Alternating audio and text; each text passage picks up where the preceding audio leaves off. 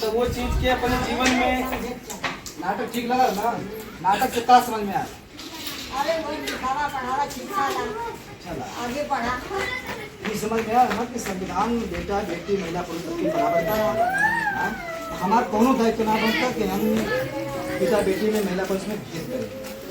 इतना जल्द अपना अधिकार हर स्तर से कोई प्रेम ना करें।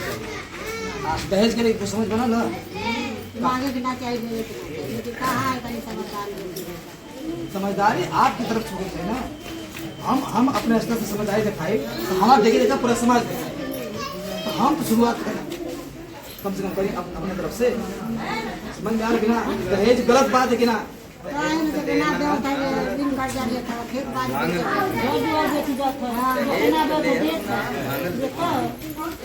मजबूरी में देखो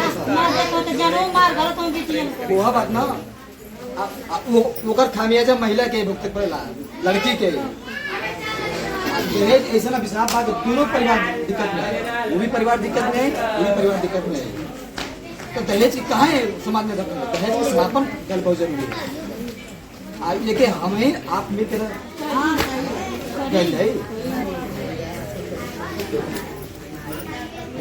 और कुछ हो